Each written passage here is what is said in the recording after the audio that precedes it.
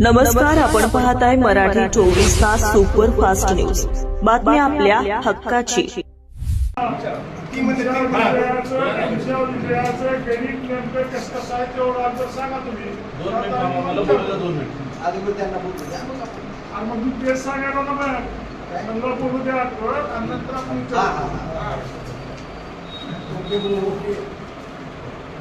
मागच्या आपण 10-12 दिवसापासून बघताय की महाविकास आघाडी दुसरा विषय युवकांचा बेरोजगारी असेल, जे विद्यार्थी आहेत त्यांच्या पेपर लिकेजचा विषय असेल, या गोष्टीमध्ये बऱ्याच विद्यार्थ्यांचं नुकसान होतं आहे. मागच्या 7-8 वर्षापासून आपण पाहतो या सरकारच्या या सत्ताधारी लोकांच्या नेतृत्वात ज्याप्रमाणे इलेक्शन आपल्या परीक्षा होत आहे त्यामुळे कित्येक विद्यार्थ्यांनी आत्महत्या केलेला आहे.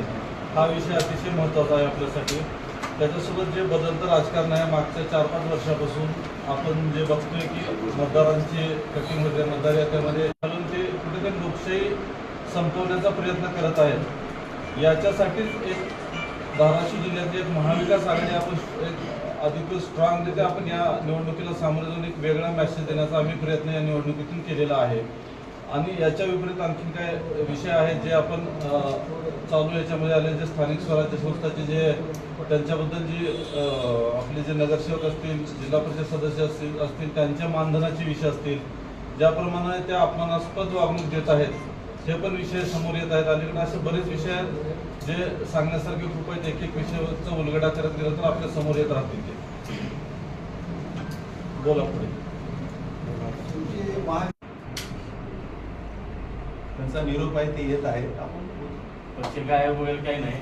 त्यांच्या मताचं बोलणं झालं आणि त्यांचे शहराध्यक्ष कोणाशी बोलत तुम्ही? शहराध्यक्षांशी बोलणं झालं आणि आमदार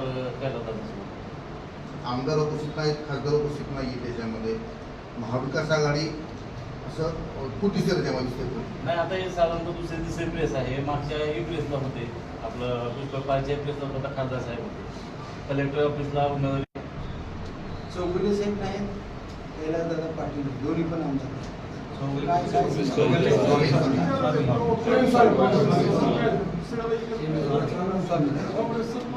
या एका जिल्ह्याबद्दल तुम्ही बोलताय. आमची बीडमध्ये पत्रकार परिषद झाली, तिथं आम्ही सगळे तिन्ही पक्षाचे आमचे जिल्हाध्यक्ष असतील, ते कार्यकर्ते असतील सोबत होते. आमच्या तिथं लातूरमध्ये आमचे तिन्ही पक्षाचे सगळे सदस्य सोबत आमचे सोबत आहे. ते स्वतः जे मतदार आहेत, विधान परिषदेचे जे मतदार आहेत ते स्वतः प्रत्येकाला त्यांनी फोन करून सांगितलं आणि आणखी ते कळवत आहे. महेशराव विषय एकूण तुमची मताची बेरीज किती झाली?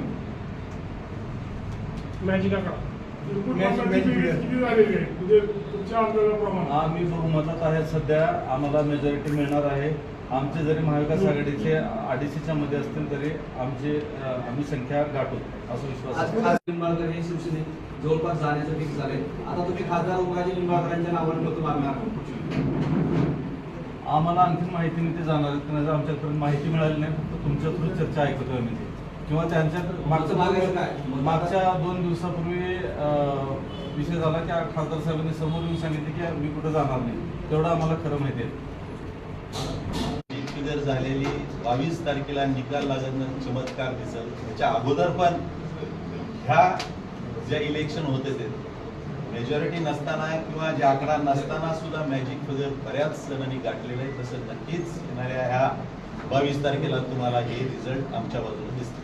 लक्ष्मी पुत्र काय लक्ष्मीचा चमत्कार होणार का काय नेमकं कसं?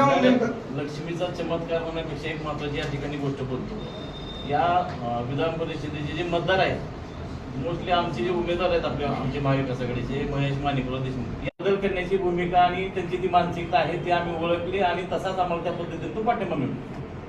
नळदुर्ग येथे तुमच्याच पक्षाचे 10-12 नगरसेवक आहेत, त्यांच्याशी तुम्ही संपर्क साधला. त्या नगरसेवकाचं मत आहे तुम्ही मॅजिक आकडा कसं करणार आहे? त्यांची खंत आहे, भेटून भेटणार नाही म्हणून. आमची सकाळीच नळदुर्गच्या नगरसेवकासोबत बैठक झालेली आहे. तिथले नेते होते अशोकराव जगदाळे साहेब, त्यांच्या नेतृत्वात आम्हाला ती बैठक घ्यायची होती. त्याच्यामुळे आम्ही थोडं वेट करून आज सकाळी ते आले.